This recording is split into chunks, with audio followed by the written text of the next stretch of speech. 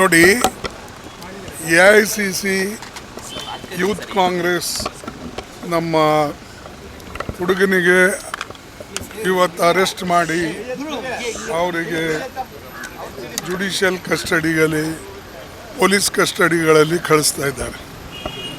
ಇದನ್ನು ನಾನು ಕಂಡೆಮ್ ಮಾಡ್ತೇನೆ.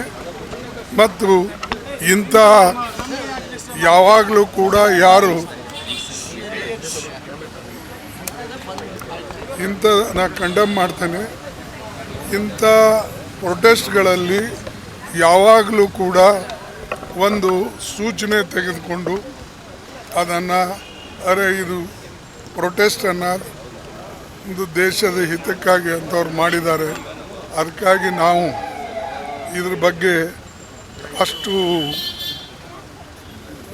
ಸೀರಿಯಸ್ ಅಂದರೆ ಗಂಭೀರವಾಗಿ ತೆಗೆದುಕೊಳ್ತಕ್ಕಂಥದ್ದು ಇಲ್ಲ ಅಂತಕ್ಕಂಥ ಒಂದು ವಾತಾವರಣವನ್ನು ಯಾವಾಗಲೂ ಇರ್ತದೆ.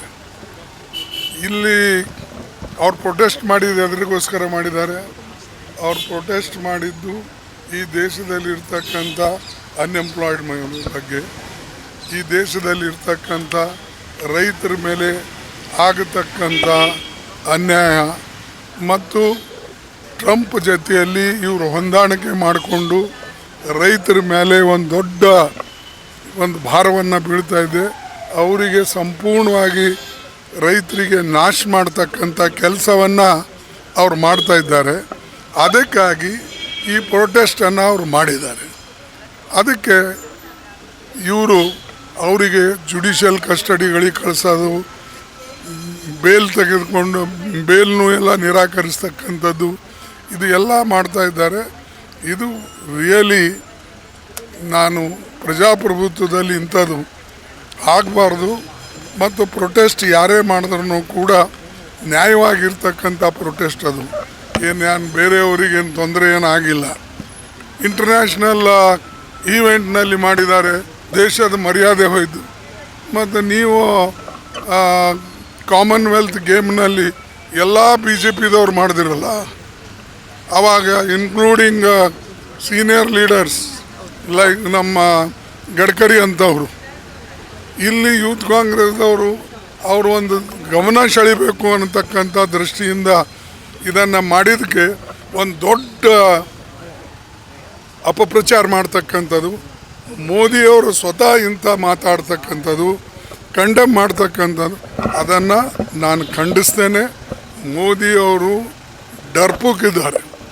ಯಾಕಂದರೆ ಮೋದಿಯವರು ಸರೆಂಡರ್ ಆಗಿದ್ದಾರೆ. ನರೇಂದ್ರ ಮೋದಿ ಸರೆಂಡರ್ ಮೋದಿ.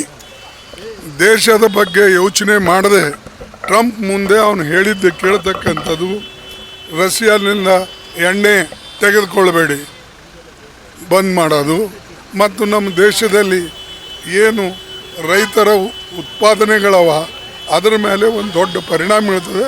ಅದಕ್ಕೆ ಆ ವಿದ್ಯಾರ್ಥಿಗಳು ಮತ್ತು ಯೂತ್ ಕಾಂಗ್ರೆಸ್ದವರು ಮಾಡಿದ್ದಾರೆ. ಅಂಥದ್ದನ್ನು ನಾನು ಅಂಥವ್ರ ಮೇಲೆ ದೌರ್ಜನ್ಯ ಮಾಡ್ತಕ್ಕಂಥದ್ದು ಖಂಡಿಸ್ತೇನೆ.